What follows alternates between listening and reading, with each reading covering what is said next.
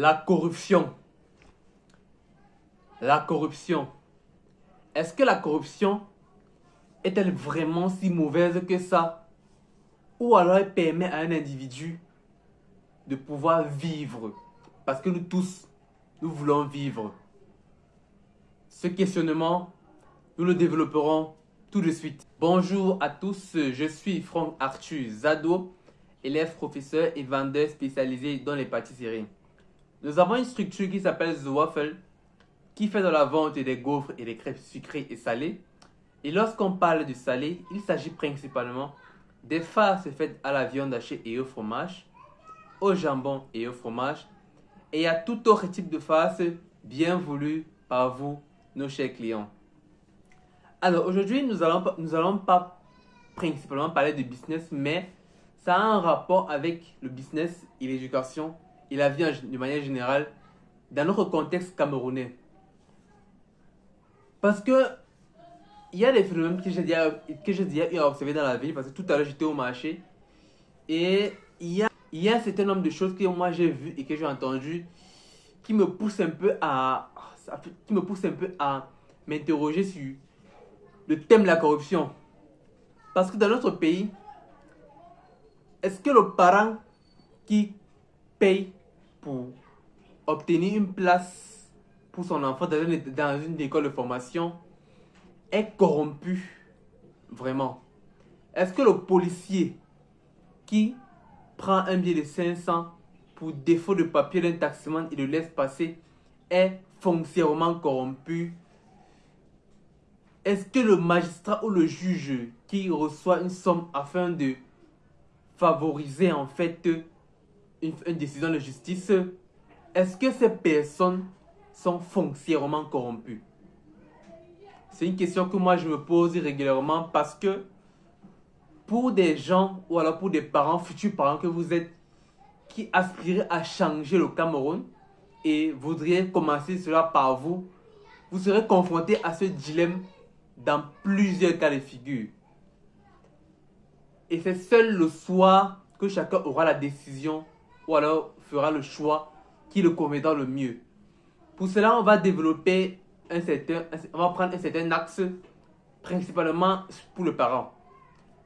Supposons que vous avez un enfant qui fait la terminale F4, génie civil. Ça veut dire qu'il a un bac génie civil. Normalement, il doit faire un concours pour entrer dans une des deux écoles qui correspondent le mieux à sa formation secondaire, à savoir l'École nationale des travaux publics et l'École nationale supérieure polytechnique. Mais alors, ces deux écoles sont axées sur concours national. Et on sait comment est-ce qu'on obtient une place dans un concours au Cameroun. On ne va pas développer, tout le monde le sait. Je le sais, vous le savez, on le sait tous.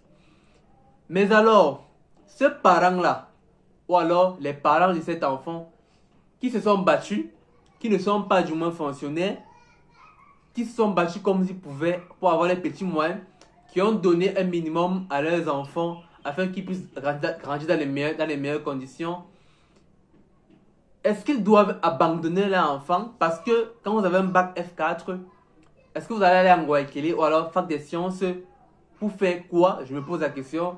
Parce que vous avez un bac génie civil, vous êtes censé faire des études en génie civil. Et il n'y en a que deux écoles qui sont axées sur concours. Est-ce que le parent donc qui paye, qui achète une place pour son enfant, est-ce qu'il est foncièrement corrompu? Ou alors il s'interroge sur l'avenir de son enfant qui doit avoir les armes pour pouvoir se battre contre la vie au Cameroun? Parce qu'on dit souvent, lorsque vous naissez en Afrique, la vie vous mène 1-0.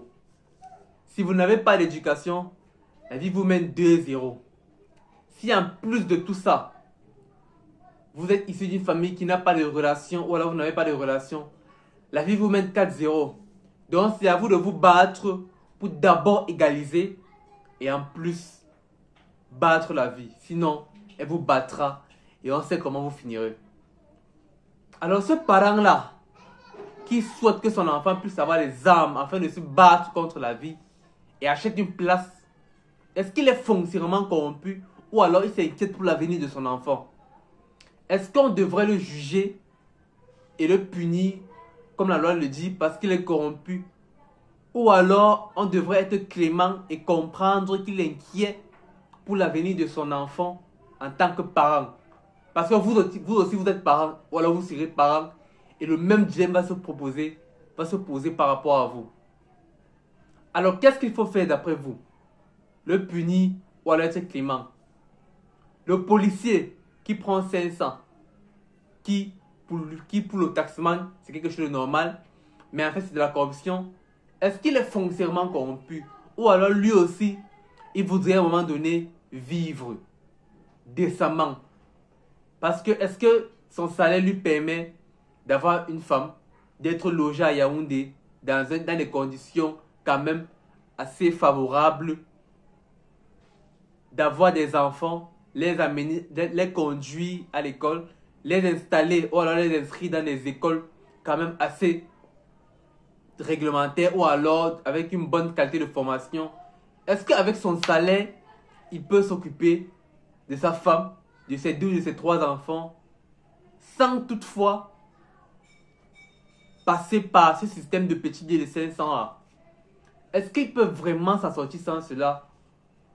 Est-ce qu'on doit le juger pour corruption ou alors être clément parce que lui aussi, il veut vivre comme n'importe qui voudrait bien vivre sur cette terre? Est-ce qu'il est foncièrement corrompu? C'est une question que chacun de nous devrait se poser et devrait prendre le temps de réfléchir dessus. Parce que soit on applique les règles et on punit tout le monde et on sait le résultat que ça aura, peut-être positif, peut-être négatif, ou alors on est laxiste et on a aussi les conséquences qui vont avec ce laxisme-là. Dans les deux cas de figure, il y a des conséquences graves qui vont impacter la vie de beaucoup de personnes, mais au final, l'intérêt général va peser de quel côté? La loi ou la clémence? La rigueur ou la douceur? C'est une question que vous devez vous poser et nous attendons impatiemment vos réponses dans les commentaires. Merci.